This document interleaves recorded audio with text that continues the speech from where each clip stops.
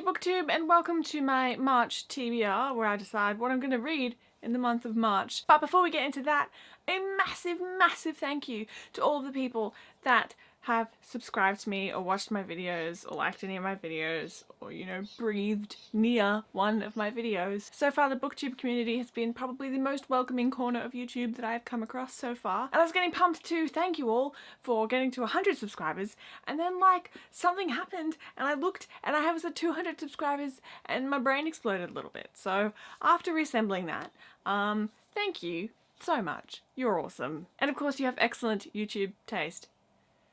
Obviously. But enough of that sappiness. Ugh, what is that business?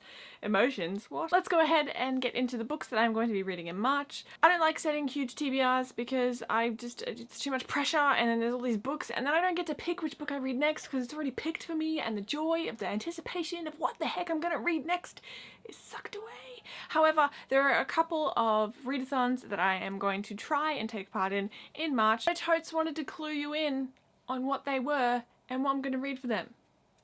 You dig? The first readathon that I plan to partake in within the month of March is #Yearathon. #Yearathon is pretty self-explanatory if you haven't heard of it. Every month of the year there's a different readathon with a different theme. Last month's theme was diversity reads. This month's theme is benchwarmers. So the books I plan to read for that readathon, which is taking place from the 2nd to the 8th of March, are The Black Book of Secrets by F.E. Higgins is the first one. So if you watched the haul that I recently posted, you may remember me saying that I found a $5 brand new hardback, and I looked back gleefully on that purchase as probably the highlight of my shopping life. However, I forgot about this book. This book cost me a whole $1, and I bought it because it looks freaking cool. Look at this typography. Is that the right word? All my past bargains will bow before this one. If I haven't convinced you of its beauty yet, wait for it. The inside of the jacket actually reads, "I have a dreadful confession." Ellipses. But it's been so long since I've bought this that no matter how many times I pick it up and admire its awesomeness, I haven't actually read it. The next book I actually started to read once and I was enjoying it, and then I lost the book. Not like in a sea of despair or like I wasn't in the right place. Like I physically lost the book, and it wasn't until like a month later that I found it and it went back on my shelf and I never finished it. The first book in the Rage's Apprentice series by John Flanagan. I've heard really great things about this series. It's a middle grade kind of fantasy series, and there's a kid named Will, and he is an orphan, so he's grown up in the orphanage, and it's the day where they all get picked to become the apprentice of someone in the village who's going to teach them to do stuff and become a contributing member to society. And he is looking to go to the battle school, but that doesn't happen. He gets apprenticed by someone else. Now, can you guess who that is? It's the ranger. Ranger's okay. This is a nice short one, so I've put it in the middle of the readathon so that I can give myself a boost. This next book I bought like a little while after it came out, but before the sequel came out, and now it's a trilogy. I don't know what happened. Another book appeared out of nowhere, and time has passed, and I still have not read this freaking book.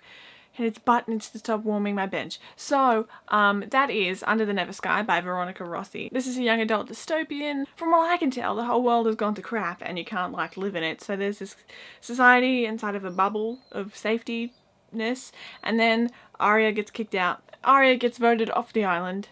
No photo for her this week, because she's the weakest link. So those are the 3 that I'm setting for that readathon. If I do finish these within that week, I will just pick up another book. I have so many books that have been on my shelf for so long. So that one finishes on the 8th of March when the Readorama readathon begins. The Readorama doesn't really have a theme so much as challenges. It's got 7 challenges. Now I didn't write down what the challenges were, but I have some books, so I'm just gonna remember, hopefully, why I picked them. But I don't really know why I do anything ever, so that could be a challenge in itself.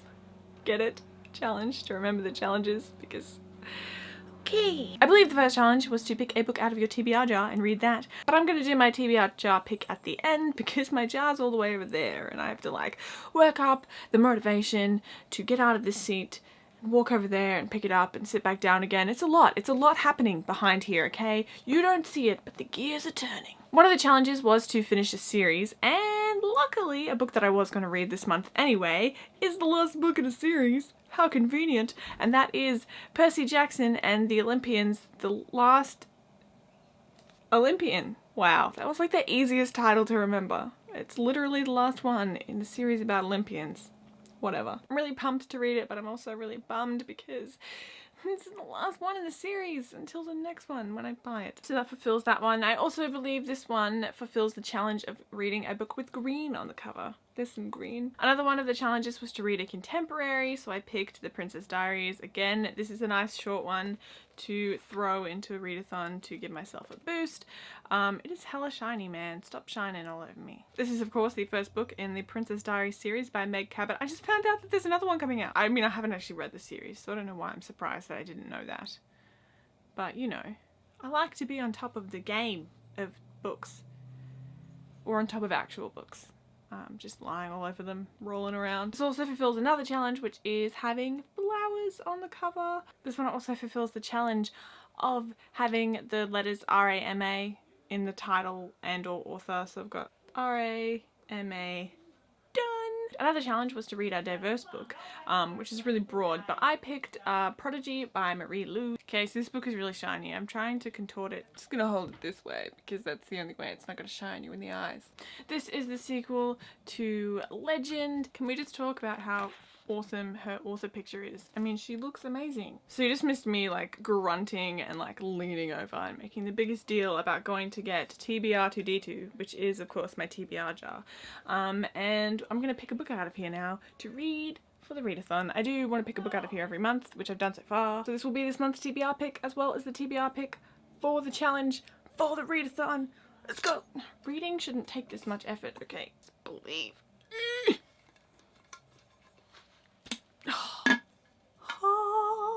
Swift as the coursing river with all the strength of a small typhoon, not a grey one, because we all just saw that display. This month's pick is...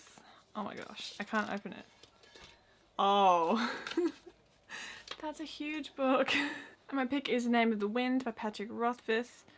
Now I have to go up and get that book. All this effort and moving. And this is what it looks like. Ta-da! It's like 800 pages or something. No, it's not. That's an exaggeration. It's over 650 pages long, so it's probably not the ideal pick for a readathon, but I can at least get it started and read it this month. If I don't finish any of the other books, I'm planning to read them outside of the readathon anyway. So this will most likely be finished out of the readathon, but I will put it last. The final challenge for the Readorama readathon is to read 7 books. I don't think that's going to happen, especially now that Name of the Wind is my TBR pick, but I am looking forward to reading it a lot, so I will start it and it will be fun. I don't think I was going to get to 7 books anyway. The only other book that I'd like to get to, but won't be too cut up about if I don't, is The Duff by Cody Kuplinger, just because I wanted to see the movie. So you're supposed to pick up all the books, right? That's what's happening? That's what's happening. I can't move now. Nobody tell my physiotherapist that this is happening.